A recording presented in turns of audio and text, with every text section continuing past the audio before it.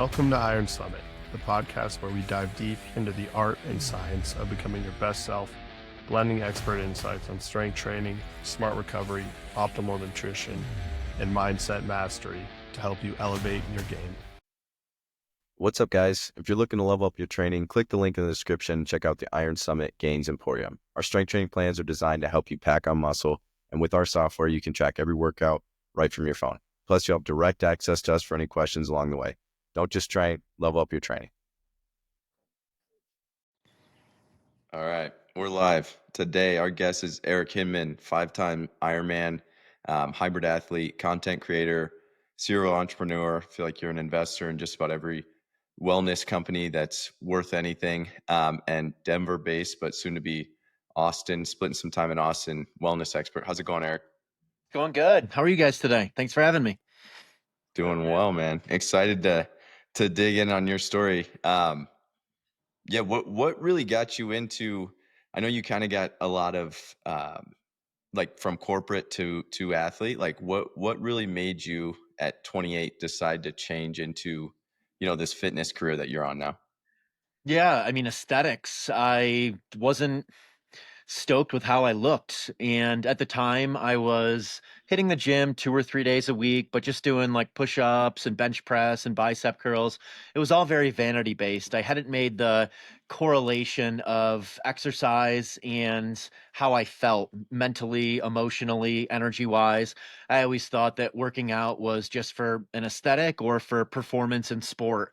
And about 6 months into training with my personal trainer, I started to realize just how much energy I had and mental clarity. And I didn't have this lull in the afternoon anymore. I was sleeping better. And I just felt like, I don't know, I was coming out of my shell and I could really be my authentic self without having to drink alcohol or, party. So, that was really the aha moment of like, I want to do this because I feel good day in and day out, not just because I want to look good. But ultimately, it was, for looks is why I hired the personal trainer, but I've stuck with it because of the feeling. How old were you when you started working with that trainer? Yeah, that was like 28, 29 years old, so it would have been 2008, 2009. That's awesome. Yeah, it's such a true thing, and I feel like it's such a misconception about working out. Like most people think of energy as a resource, and usually like when you use a resource, there's less of it to use on the other side. And obviously there's some of that to training, but in general, the more you exercise and are consistent with it, the more energy you have, the better you feel. It's like one of those rare things where like the more you do it, the better you feel. And Yeah. people don't get that. Energy fuels energy. I mean, yeah, so many people are like, aren't you tired all the time from all of your training? And, generally I'm super energized from my training. Is there a point where there's too much? Definitely. If I bike 3+ hours in a day, when I'm doing some of these crazy endurance races, like I don't feel great after that stuff. But if I'm in the gym for like 60 to 75 minutes in the morning and I mountain bike for 60 minutes in the afternoon, that's kind of my perfect recipe. I feel great. And, there's times where I'm massively overdoing that, which is right now because I'm training for Leadville. But, generally, doing that, 60, 75 minutes in the gym, 60 minutes of aerobic exercise in the afternoon. And I feel energized and amazing from that mix. Yeah, no, that's awesome. I think that's such a great, I feel like that's such a relatable story. Like everyone kind of gets into it. Not everyone, but most people, like it's kind of the vanity metrics. Everyone's like, oh, I want to look a little better. And then you start Yeah. feeling good. And you're like, wow, the mental benefits and the energy levels is just like why you stay. What made you really shift into like this endurance stuff? Like it sounds like kind of your first Ironman kind of catapulted you into this wellness habit. Like how soon did you do that after you started working with this trainer? And um, what made you, like, after you did one, continue to do that? And like you're training for a Leadville 100 right now. Why do you continue to do those endurance races? Yeah, it was probably a year into training with my personal trainer that I got into triathlon. Prior, I was playing tennis. I had started running again. What got me into it though was a bunch of friends who bought these fancy bikes that had four handlebars on it, and I was really intrigued. They were all doing the Syracuse half Ironman, and when they told me what the distances were, I was like, "You can do that in a day?" And they were like, "Yeah, like the winner's sub 4 hours," and it just baffled me that someone could do that. So I signed up for a sprint distance triathlon. No swimming background, no real biking background. The biking came really quick. I had the running background because I ran in high school and I was a decent runner. I also ran track. And then swimming, I just spent a ton of time in the pool to get comfortable with the breathing, the stroke, the body position. Swimming, I never really ended up excelling at, but I got to a place where, I could swim 2.4 miles in an Ironman, and I could hold my own to pass a ton of people on the bike and pass a ton of people on the run.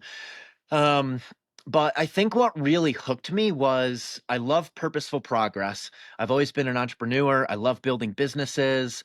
I played basketball in my parents' backyard every single night when I was growing up as a kid. I love track because of, the metrics of I'm getting faster. I can track this.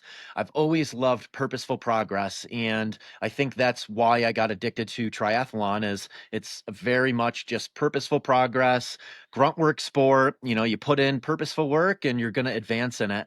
And yeah, I mean, I went from distance triathlon to towing the line at the Ironman World Championships twice in Kona over a 4-year period. And, it was just from compounding consistency, starting small, running a 5K, having a personal trainer. And then, I was training 7, 8 hours in a day, prior to getting to the Ironman World Championships like 3 months out from race day. So, I mean, it's just crazy how you can stack volume. And, I actually just shared this yesterday. I was more sore from a CrossFit workout the day I did after Kona than I was from Kona. Like my body just became so durable to that type of training that I was just like unfazed going for a 20-mile run and unfazed going for a 5-hour bike because I built to that. And kind of the same now where I'm mountain biking 15 plus hours a week, and that's fine. Like I don't feel great again after a 3 or 4 5 hour ride, but I can do that day in and day out because I've built to it. At Iron Summit, we are about getting everything we can out of our workouts and everyday lives. If you aren't wearing a pair of barefoot or wide toe box trainers, you are leaving gains on the table. The Sashi Athletics Ronin Ichi Minimalist Trainer is a perfect barefoot shoe. Not only does it perform like other major brands on the market, it is actually good looking. Even my wife says so. Get a pair today for 10% off with the code IronSummit10. Link is in the bio. Yep, Yeah. the body can adapt to pretty much any stimulus you throw at it if you do Yep. it in a smart way and kind of stack that, like you were saying. I think it's pretty sweet that it's not the typical story of someone who's been a very high level competitor at anything, but definitely an Ironman to start at the age you did and then have the success that Yeah. you did. So definitely speaks to your consistency and how you go about living life. On that, how like take us through a typical day of your training, nutrition. I think another cool thing about you is for an Ironman endurance athlete, you carry quite a bit of muscle mass. So, Yeah. and that definitely takes discipline in its own regard, minus the extreme endurance activities. So, like, For how do you sure. take us through a day? How do you do that? Yeah. So, yeah, I mean, I was pretty muscular when I was competing in triathlon, for where I was finishing. And I mean, I've been hitting the gym since 2009, and I really never stopped getting into the gym at least 3 times a week. I was doing CrossFit all while I was competing in Ironman. I don't think many people were doing that, 15 years ago, and I've stuck with it. Now it's becoming more commonplace to be, a hybrid athlete of running and lifting, but back then it really wasn't. So I would say ultimately, like I stuck with the gym even while I was doing all of the endurance stuff. So, I put on muscle prior to the endurance stuff and then just kind of maintained it during all of the endurance stuff. And, I still lift heavy 3, 4 days a week. Today, I was doing 5, 3, 1 reps, bench press, power cleans every single week. I'm still squatting pressing and pulling something. So ultimately, it's just like getting into the gym and doing that. And so many people who do endurance sports, they neglect it. They don't get into the gym because it's not easy. You know, it's not easy to have the energy to still lift. I typically prioritize my lifting and anaerobic conditioning in the morning and then do the aerobic conditioning in the afternoon, just because I know after I go on a 3 hour bike ride, like I'm not going to have the motivation or energy to get into the gym. But, you know, if I'm lifting heavy and doing like short interval type training in the morning, I know that I'll still hit that aerobic session in the afternoon because it's not as hard for me and my mind is conditioned to do that. A typical day, I mean, right now I'm biking pretty high volume just because Leadville, the mountain bike race, is 4 weeks out. So right now I'm only in the gym maybe 3 times a week, which is low for me. And it's typically those three different sessions. It's the squat day, so it would be back squats, front squats, lunges, and then high rocks type conditioning afterwards. And I'm kind of going back and forth between that day and then a day off where it's just a big biking day, you know, a 3 to 4 hour bike ride.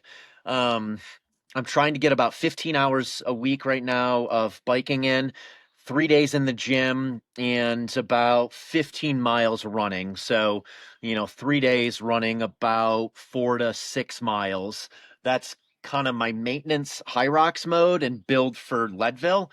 When I'm training for high rocks, which is more of the year, generally I'm in the gym 5 days a week. I'm doing that strength training first thing, and then I'm doing like 40 to 60 minutes of zone 4 conditioning. And that's ergs, that's high rocks type movements, that could be CrossFit type movements. And how that differs from how I would train for CrossFit is each of the exercises, I'm spending more time on them than I would with CrossFit. CrossFit's very, you know, explosive, 21, 15, 9, 21 thrusters, 21 pull-ups, 15 thrusters, 15 pull-ups, where with high rocks, I'm doing like 4 minutes of row, 4 minutes of wall ball, 4 minute run, 4 minute sled push. So I'm just spending a lot more time on each of the exercises. And then like in high rock season, I'm running about 30 miles a week and I'm biking maybe 6 to 8 hours a week. Most days I'm doing double sessions. Very rarely am I taking a full day off, and I'm not saying to do that. I just enjoy exercise. So, you know, a day off for me would just be a 60 or 90-minute bike ride where it's low impact, but I still like getting out there and moving. I'm just such a big part of my life. The only time I'll take a full rest day is generally the day before a competition and the day after a competition. Um, Again, you know, I don't think that that is right for peak performance, but it's right for my lifestyle just because I love training. I'm not doing this anymore for the accolades. I'm doing this because I want to feel good day in and day out, and I love to exercise. So I'm going to exercise as long as my body lets me. That's I love awesome. that. Do It's you like, eat, oh, sorry, Ryan. One question on that. Does your body weight fluctuate like training for the Leadville 100? Is it down a little bit compared to like high rocks type training? Yeah, I'm light and lean right now. So I'm about 175, and I'm guessing I'm probably 9% body fat right now because of the high volume of cardio. In the wintertime, when I'm doing more gym sessions and a little less cardio, you know, I might be 10.5% body fat. I could get up to 185, especially if I'm doing more CrossFit training. Um, Running and biking, you know, they definitely, I lose a little bit, but I'm generally between that range of 175 to 185. I kind of feel my best like right at 180. That's where I feel like fast running, fast biking, but also can move, you know, some weight. Right now, like I'm feeling a little weak in the gym. Like when I go and squat, I'm like, God, where did it all go? um, and then when I weigh 187, you know, I feel kind of slow on running and biking. So, but yeah, it generally is within that 10-pound range. And I'm not really tinkering with my diet much. It's really just based around how I'm training. Yeah. That was my next question is like when you are training as much, what's your caloric intake? Like It's you're, not as much as you would think. And a lot of it is stacked in the evening. And uh, I eat pretty light throughout the day. Like today, all I've had is a smoothie and a David protein bar, and I've exercised for 3.5 hours. I mean, any of my friends that train with me often, they're just like, "How are you still going? Like you haven't had anything." I've just kind of trained myself to do that. And again, not saying that's right. That works for me. I've found that there's a direct correlation between food volume and mental clarity. And ultimately, I like having a lot of mental clarity and energy throughout the day. And if I eat, a 16-ounce steak in the middle of the day, like all I want to do is lay on the couch. Like I don't feel like doing shit. So I tend to eat pretty light throughout the day. And then at night, I'll eat a lot. That's when I'll have a 20-ounce ribeye and, a couple cups of rice, and I'll snack on fruit and honey. So I really backload a lot of my calories. And, again, that works for me. I stay lean. Does it affect my sleep sometimes because I eat so much at night? Yes. I'd probably be better if I spread that out a little more throughout the day, but I'm just like going throughout the day. I'm working out and then on calls and answering messages and just don't really think a ton to eat throughout the day. And at night, I love enjoying myself with a massive steak or a couple burgers, doing a big barbecue, having a bunch of people over. So that's how I think of my calories. A guesstimate would be probably 3,000 to 3,500 calories is what I'm getting in each day, and protein is my biggest focus. Like, I'm having smoothies and eggs for those first two meals. So I'm focused on protein. I'm eating fruit throughout the day. Honey I love. So I just kind of keep it really simple and stick to foods where I know I'll feel good after eating them. That's super surprising that, 3,500 calories for as much training as you're doing. How have you, I mean, obviously I think weight training is such a great, helping you prevent injuries. I think like in college, like we definitely wrestle, in season a lot, but we'd also make sure we were still strength training. And I felt like it kept like ligaments, joints, tendons, like everything strong and healthy.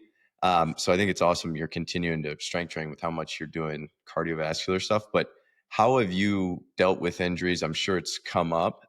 And how do you prevent, or how do you think you've prevented injuries to continue to train like this at such a high volume week to week? Yeah, I've been pretty injury free for the last 5 or 6 years. I had a period where I was getting injured a lot. That was like 2015 to 2017. So it was as I was transitioning out of triathlon and getting more into CrossFit. And I instantly was just doing the exact same volume in CrossFit that I was doing in triathlon. So 3, 4, 5 hours a day. And it was just way too much. CrossFit's so high impact. I honestly had not built the foundation that I needed. I wasn't doing enough like mobility work. I wasn't doing enough accessory work. I was just doing CrossFit workouts nonstop. And during that time period, I got injured a bunch. Like my shoulders were always bothering me. I tore my MCL. It just felt like every day I was working around something, but it was my fault. It was too much volume. And I just thought that because I had built up to that volume in triathlon that I could do it in CrossFit, and I wanted to go from being this elite Ironman athlete to being an elite CrossFit athlete. And I tried to fast forward the process and it just didn't work. The last honestly, the last like 8 years, I've been doing contrast therapy every single night ever since 2017. So I know that has allowed me to continue training at the high volume that I do. And my ego was very attached to my training 10 years ago, and my ego really isn't attached to my training now. I'm competitive in my age group, but I'm not winning anything anymore. So again, I'm doing what I know I can back up day in and day out, and I'm trying not to go overboard outside of small windows of time. Um, in my training. So, like Leadville, like I'm kind of going overboard with the biking right now. But as soon as Leadville's done, I'm going to back off the biking and get back into, more of the 60 to 75 minutes of strength training and, 45 to 60 minutes of aerobic conditioning in the afternoon. I just know that's how I feel best and how my body feels really good. So I would say it's doing what you know you can back up. It's doing the right combination of aerobic training, running, biking, low impact, high impact strength, and then doing the recovery and then getting good sleep. Like I treat sleep like a job. I'm in bed by 9 p.m. most nights, sleeping by 10, waking up at 6. And, I really do treat sleep like a job. I very rarely do anything late at night that'll compromise my sleep. Yeah. Take us through, because I think that Ryan and I are huge sleep proponents. Everyone really should be, but Yeah. we we hammer on this all the time. what are some of the like supplements you use for sleep? How as you prepare for bed, your sleep hygiene routine? Like how do you optimize your sleep and try and treat it like a job? Yeah. So I'll back up a little bit because I think it can be overwhelming for people to do all of this at once. I basically spent a year focusing on one thing each year. 1 year was sleep, 1 year was diet, 1 year was training, 1 year was recovery until it became autopilot. So, I think it's important to, kind of backtrack your into stacking all of these different things. For sleep, temperatures at 63 degrees in our bedroom. God bless my girlfriend that she allows that. We have super comfortable Attitude sheets that we use. We have a chili pad.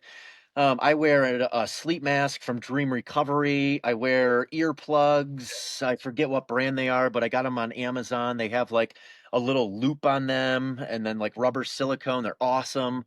I take Cherry Bundy as the sleep supplement I've been Yeah. taking lately. It's sitting right here in front of me. This We used to take sleep. those So in college. yeah, We got them. We'd heart take them every cherry, night. Yeah. melatonin.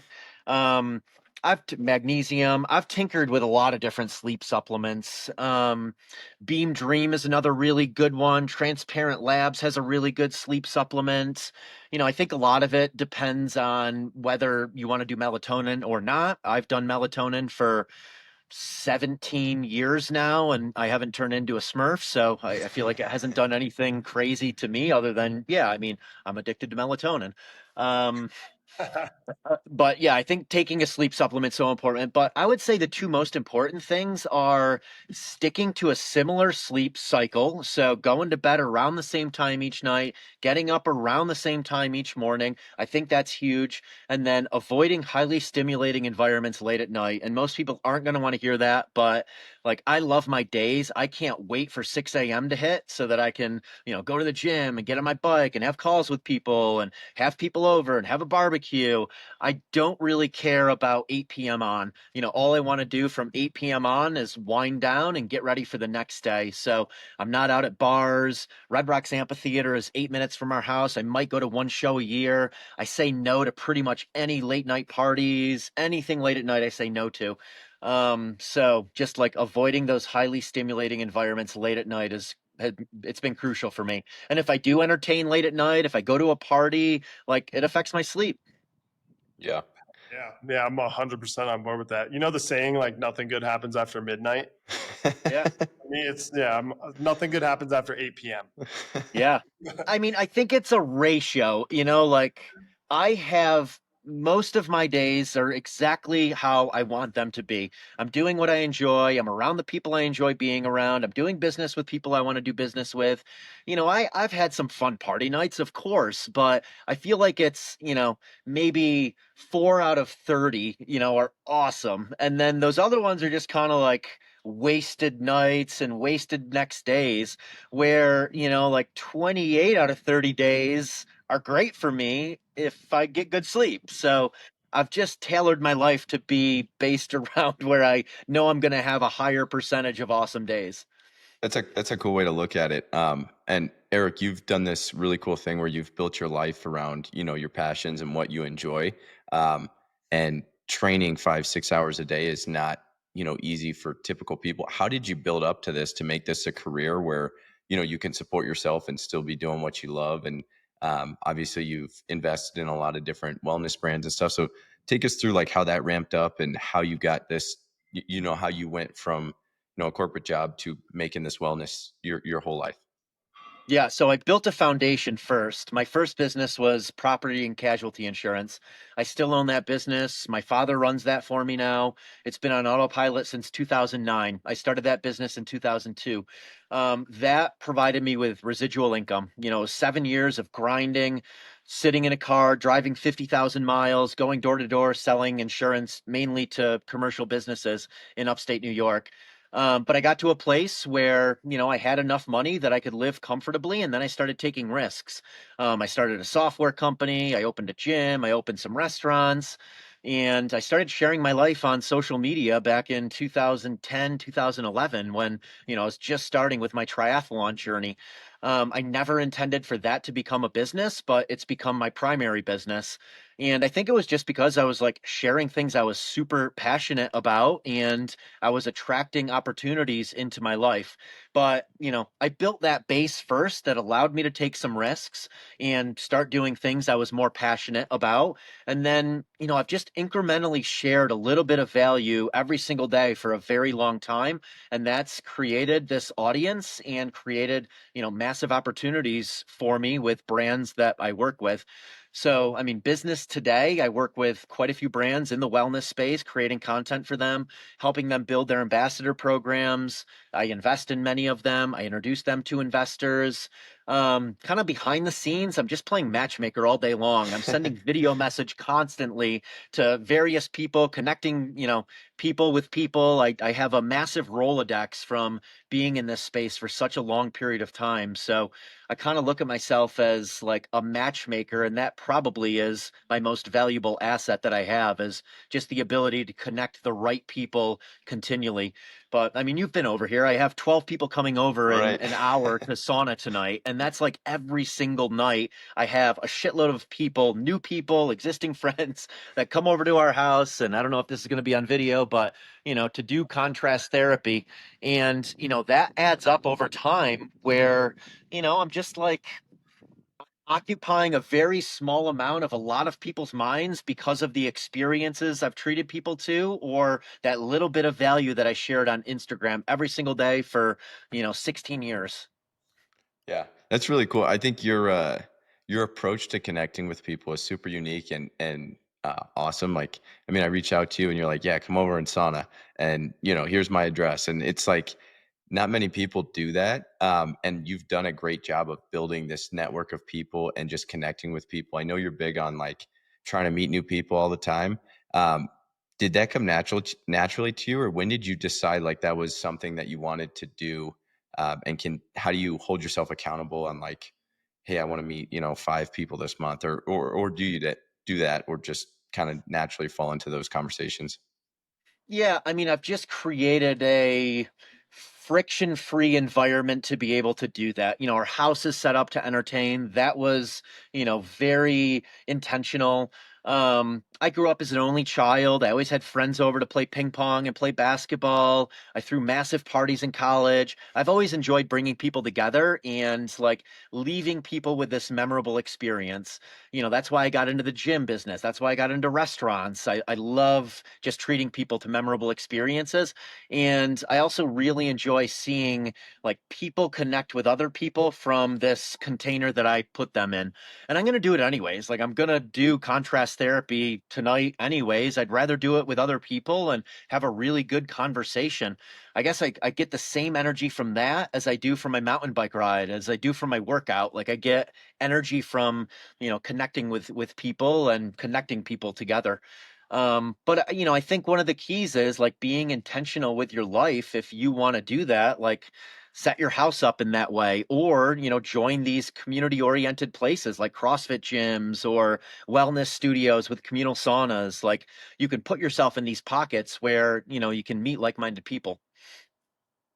Yeah, I think it's so cool, and you've found a way to align your personal passions. Like you said, you're going to do contrast therapy anyway tonight. Like, you've figured out a way to align your personal passions with connecting with people, and usually, like, there's like a little bit of a inherent limiter here.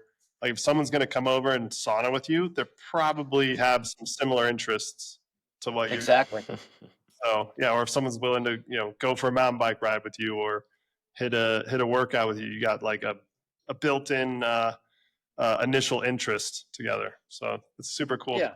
Also, Yeah, definitely. Yeah, I feel like people follow me for a reason, and that weeds out a lot of the people that I wouldn't want to hang out with. People are following me because of my lifestyle. That's what I share on social media. I don't have a following because of being on a TV show or being famous. It's just from sharing my lifestyle. So the people I tend to attract are people who are interested in the things I'm interested in.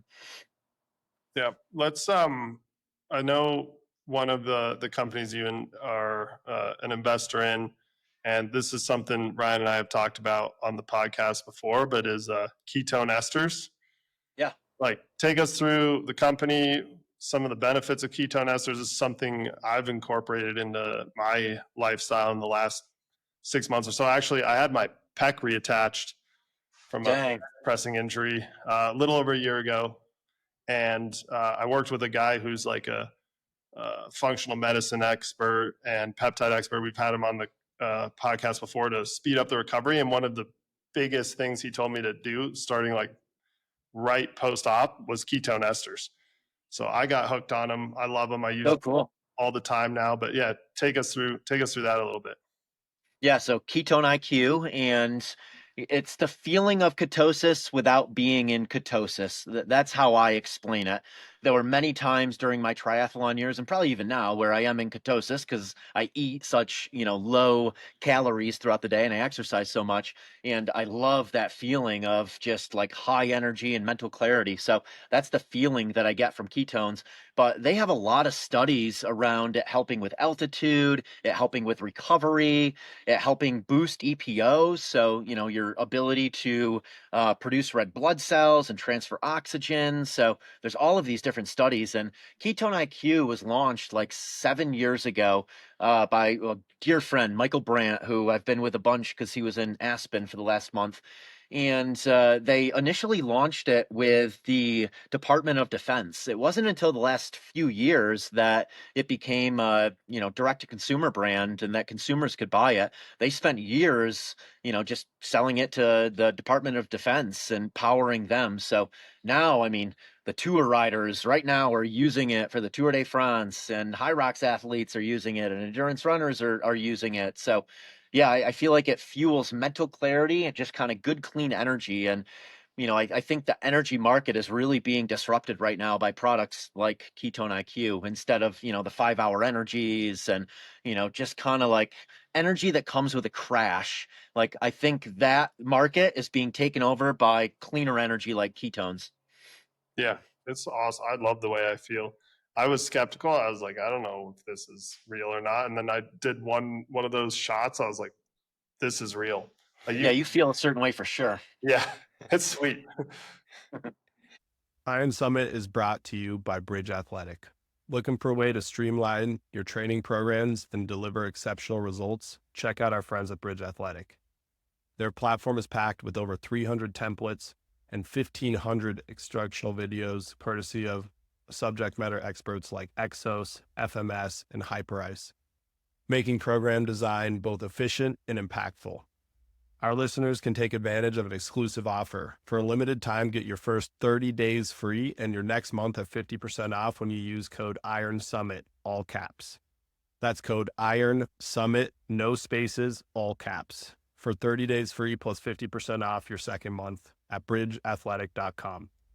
Check it out and start assigning custom programs directly to your athlete's mobile device. Eric, obviously you do a great job networking and stuff, but how do you pick which brands and how do you get involved with these brands? Because you're working with a lot of different brands and it's hard to, split your time before different things. How does that process look like typically?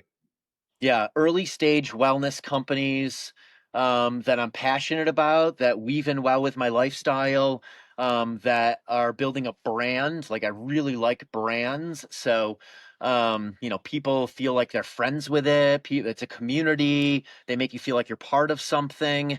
Do I like the founder of the company? Do I want to build a friendship with the founder? I mean, I'm really fortunate now that, I really get to pick and choose who I do business with. So, I'm pretty particular of like working with people I want to work with, brands I want to work with, and making sure I can add value. That's why I don't work with big brands, because I don't want to feel like a billboard. I want to be able to add a lot of value for the brands I work with, whether it's investing in them, introducing them to my network, helping get them in Wegmans, whatever it may be.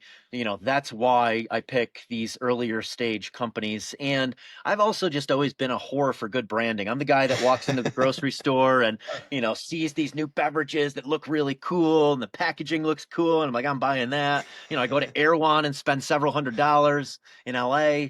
So, I like branding. I've always been into branding and marketing, and I've always been an early adopter. So, those are the types of companies I like to work with. What That's are awesome. top three, just for sake of time, top three most exciting early brands you're working with in terms of like being disruptive to the wellness That's industry? a dangerous question. Yeah, I mean, there's a lot, but like masa chips, I absolutely love. They're disrupting the chip space. I really think they could be the next like Frito-Lay. Like they're building something Yeah. really, really special. David Protein, I'm working with them and have for the past 8 months or so. Their macros are insane: 28 grams of protein, 150 calories, 0 grams of sugar. Um, the feed I just started working with, and I did a part compensation, part equity deal with them. I think the feed is super cool. This headband that I'm wearing, I think of them as like the Air One of endurance fuel. They just source like the best of the best for gels, ketones, bars, and they're getting more and more into longevity and wellness. So you're going to see them expand into those markets over the next few years. And I got to visit their manufacturing facility here in Westminster, and they got 50 robots that are just packaging all the orders. So really cool operation. I could see them being kind of an Amazon of the wellness space in the future. Sisu Sauna, Pete, the owner, is a dear friend. I love what he's built. I love that he literally goes and he'll build saunas for people. Like, he's been here 3 times for different things. And I know many friends, he's like gone out and built the saunas for them. So just someone who like lives and breathes exactly what he's selling.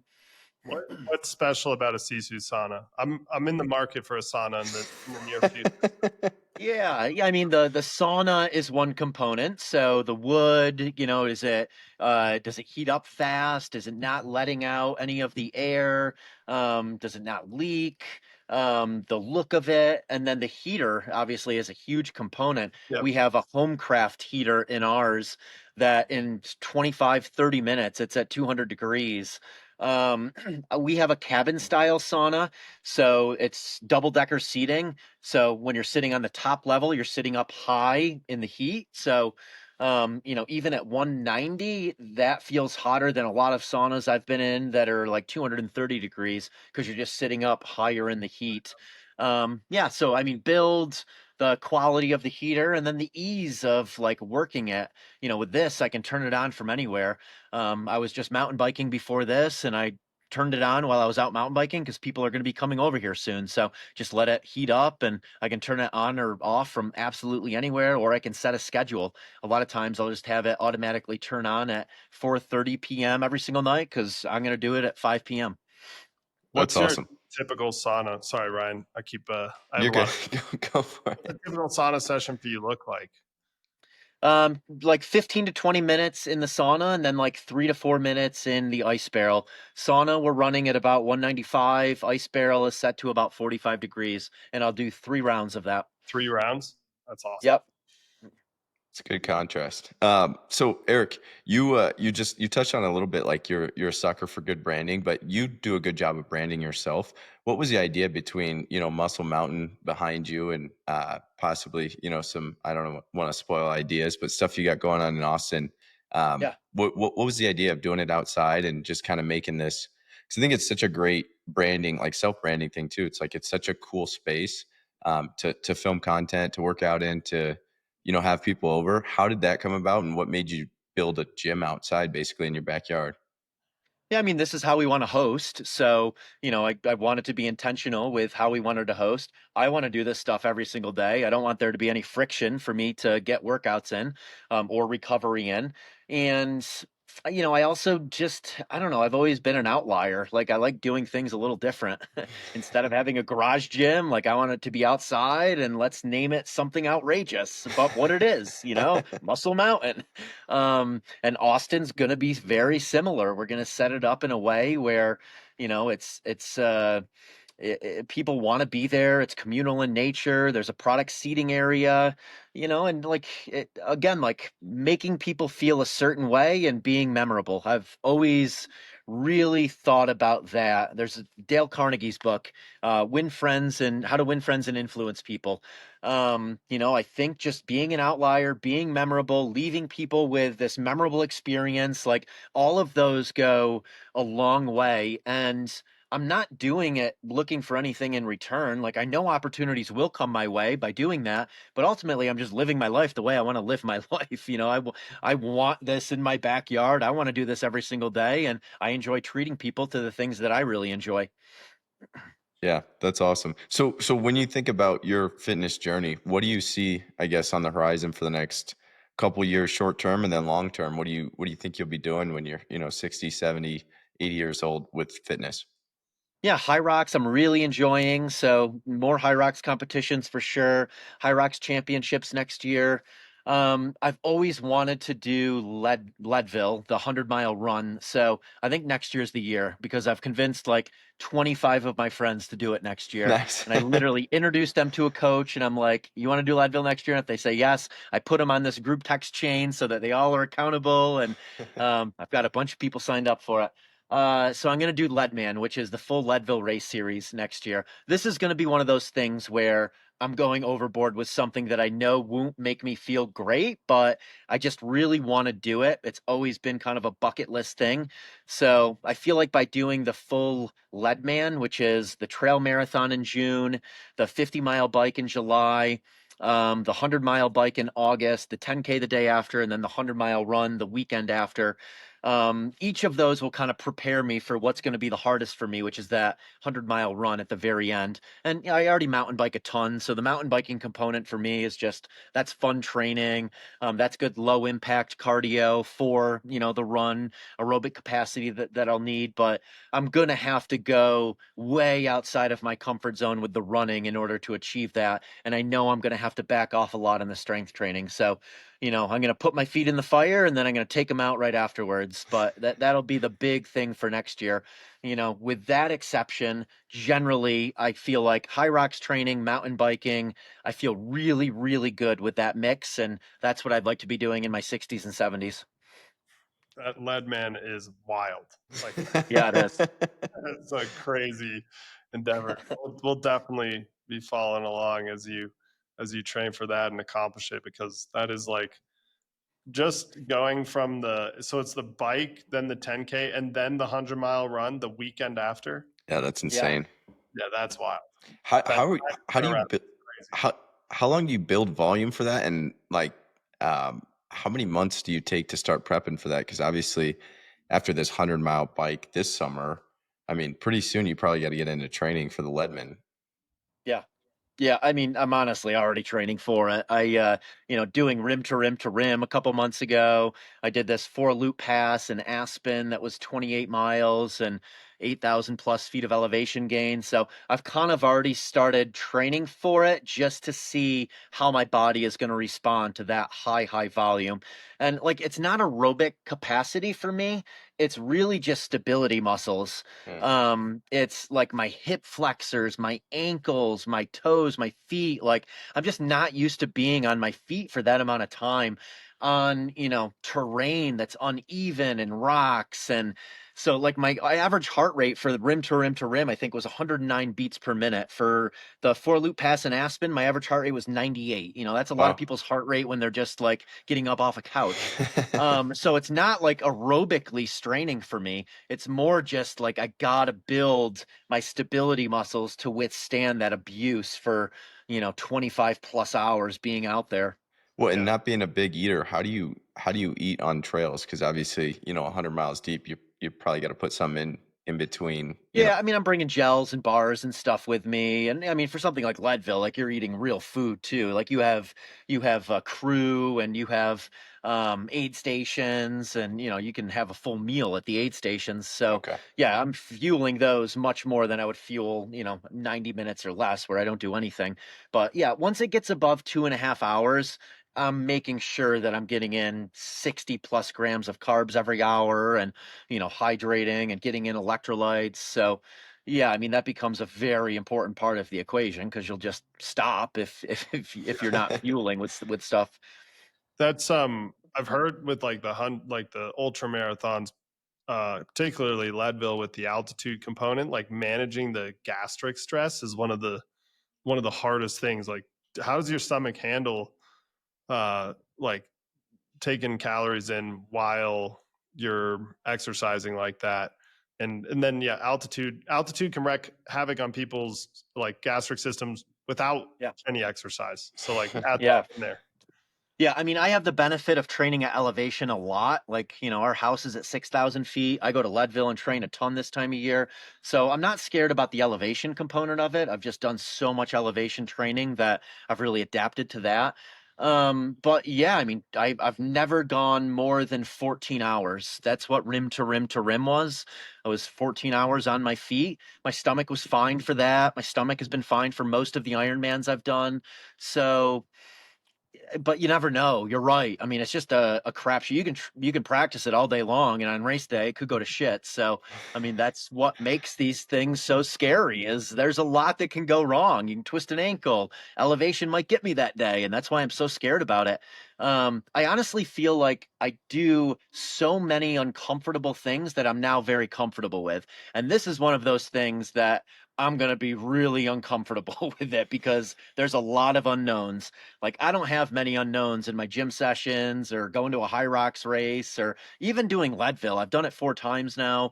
I kind of know how I'm gonna feel throughout. And unless I crash, like I'm not worried about anything going wrong.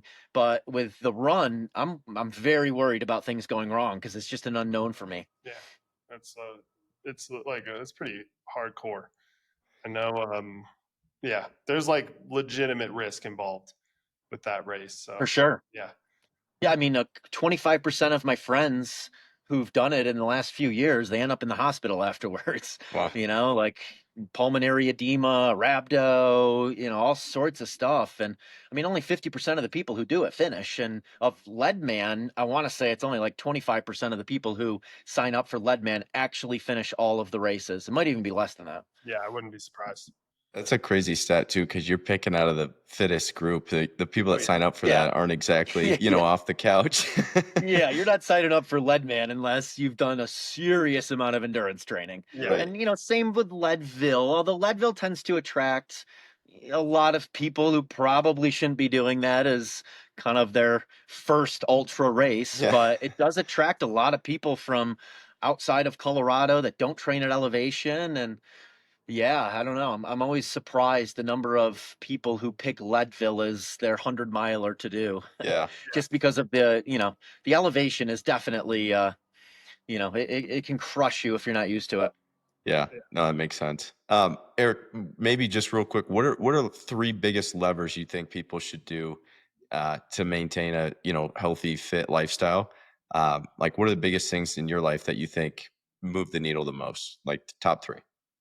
I think remove friction around the things you want to do. So, if you see someone like me who's mountain biking all the time, but you live in Florida where there's no mountain bike trails, like there's a lot of friction to mountain biking in Florida. You're going to have to, travel with your bike 3 hours to find somewhere where you can ride it. So like finding things where there aren't friction, if you like pickleball, then do pickleball for your exercise. There's a million ways to be fit. So I think that's one of the keys is just, where can you remove friction so that it becomes something you do every single day? Because it's not about being a superhuman, one day out of the week. It's about just incrementally doing stuff day in and day out and, making it habitual. Single ingredient food sourced from nature. Diet is not rocket science. You don't have to do any, particular diet. Just like eat the way our ancestors ate for 80% of the time. Obviously, we have access to tons of, foods that have been made, and I eat those things too. But most of the time, I'm eating single ingredient food sourced from nature, and then I would say the sleep component. That's something that people just don't really care about, and I think our society tells us to like work from 9 to 5 and then, party at night and go out on the weekends. And like all of your fun is going to be had late at night with bars and concerts and sporting events. And I don't know, I guess I would encourage people to be more cognizant of their sleep because nothing is more important for longevity than sleep. It's a great list. I love that list. um, well, awesome. Eric, I guess maybe just wrapping up here, unless Max, you got any other questions? Nope. Where can people find you? We'll link stuff below as well and really appreciate it. We'll have to get, a lift in and maybe do some endurance stuff with you in the future. But I'm down. where can people find you? Where's the best place to connect with you? Yep. Just my name on Instagram, Eric Hinman. My name on YouTube, erichinman.com. Awesome. Heck Sweet. yeah. We'll link those below. And yeah, really appreciate you coming on. This was awesome, and really looking forward to hearing how everything goes this year, and especially next year with the Leadman. Hell yeah. Thanks, guys. Thanks, Eric. Yeah. Later.